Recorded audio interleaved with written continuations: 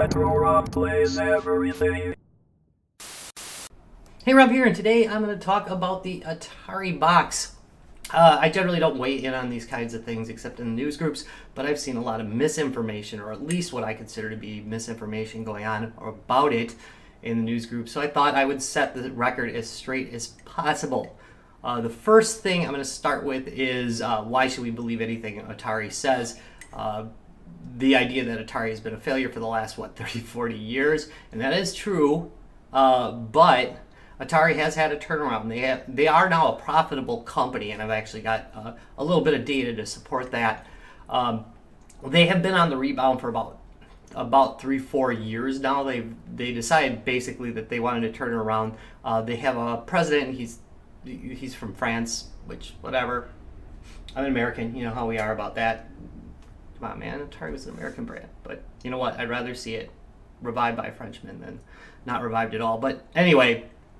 They are indeed a pretty profitable company. They're not like a huge company. They're definitely, a shell of their former selves, but they are not like, say, Coleco, which is a completely non-producing company at this point, just basically harassing its people. Atari actually does produce does sit on some IP still, and they also do produce things. I mean, they don't produce the flashback themselves, but they do have partnerships with different groups. So I'm going to say that I'm going to take Atari's word on some things because, number one, they are profitable, and that's the point of a company.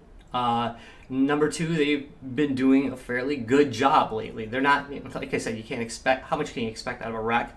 And number three, I do believe that they probably do have the connections to make a console, and they also have connections with development to possibly develop some things.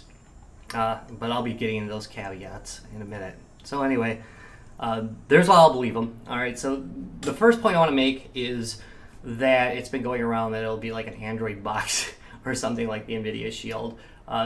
Based on Atari's own statements, the Atari president's own statements, that is untrue. He said it will be using, quote, PC technology. What do I think? I think they'll probably use some Linux variant. Which means it'll be strong enough to remake some classics, maybe, but run the classics pretty decently and have pretty decent support. There's no licensing issues with Linux other than the redistribution stuff, and you can make spin-offs of it without a problem. So I think making their own miniaturized brand of Linux, which basically Android is too, but would be a good route to go on for them. And then they don't have to rewrite everything, and they can do that on a budget. So I think that's the direction they're going to go with the hardware, and you can do that very inexpensively. Both Intel, we were talking about this on Guys, Games, and Beer yesterday too. AMD and Intel both now have competitive, inexpensive chips that they can put into this and still have decent performance. All right, so that's one point that it neither goes in its favor or against it. The other thing we know is that it's going to be using USB based controllers, which means you can plug in basically whatever you want. I would say that it's very important for Atari to get a good controller in there. They do have a history of making questionable controllers. So I think coming out of the gate with a good solid controller, no matter what it might be, is a good idea. I'll go on to that in a minute. But the ability to plug in other controllers via USB is super important too, because you could take one of those Atari clone controllers or an adapter and use an original Atari for original Atari IP. And that is another point, that it is supposedly running original Atari games, some of the old school Atari games like a Flashback would run, but also be running new content. And this is where Atari has a chance, and it also has to straighten some things out. Such a ramble, such a crap ramble. Sorry about this video. Atari has had a problem historically exploiting their IP. They've got still a pretty stellar lineup. I'm going to put some of their IP up here. They can definitely do a Nintendo, basically. Give themselves a few really solid games and basically get themselves a niche market. I definitely think that's the only direction they have to go, because you can't just launch a console on your 40-year-old games or 30-year-old games or whatever, and some arcade games, and then have some half-ass new IP.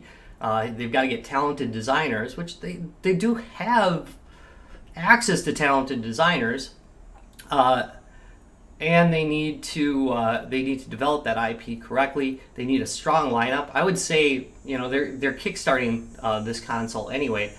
Maybe they should kickstart like 3 to 5 like solid remakes of games, like with really like maybe known developers. That would probably be a really good idea to get those solid games out there, and it'll also be a good gauge for how much demand there is for the back catalog. I mean, again, I'm probably flashing the back catalog right now, so you can kind of get an idea of what they've got. I mean, a lot of us old timers wouldn't mind seeing a remake of Yar's Revenge that was done really, really well. They could take advantage of 3D. I think they did do a remake of Yar's Revenge, didn't they? I'm gonna have to go look that up. But anyway, really well done IP would be very important for them to basically stage some kind of comeback. So they've got they've got hardware that isn't going to be just like everybody else's, but it's going to be very similar to everybody else's and have some similar strength. I wouldn't expect an Xbox. I would expect an Xbox 360 level of strength, but I wouldn't expect a Xbox One or PS4 level of strength out of them. Xbox 360 can be that. Some of those games are running now on GPD handhelds, so I don't think it would be too hard to meet that level. So I would expect that at least that level of graphics capability out of them.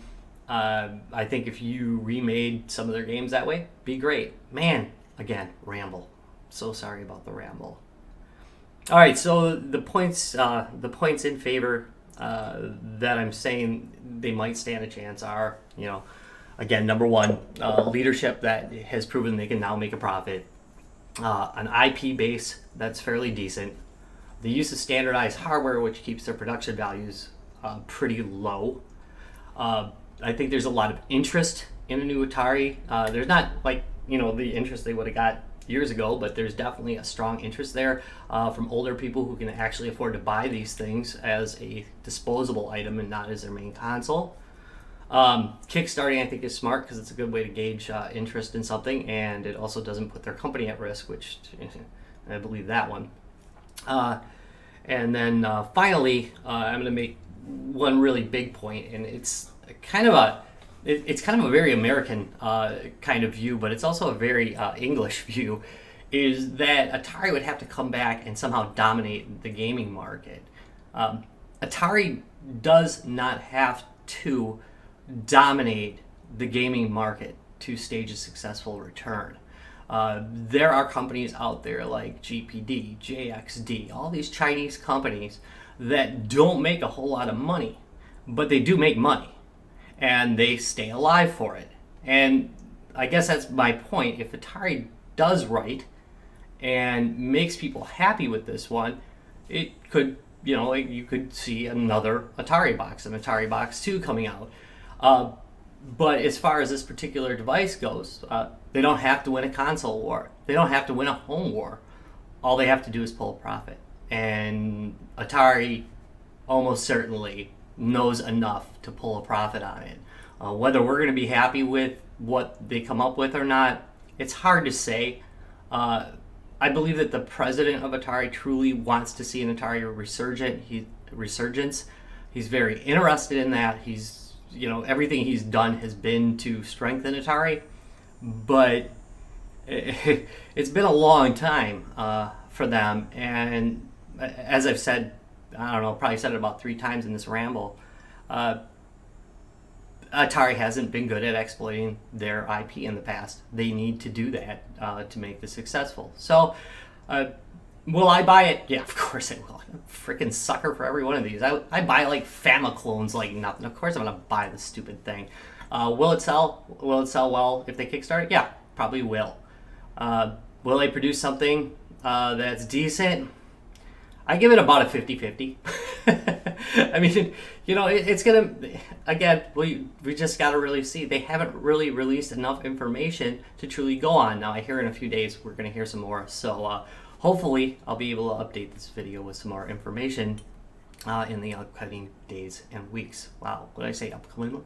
Anyway, thank you very much for watching this ridiculous ramble. If you enjoyed it, do me a favor, give me a thumbs up, subscribe for more.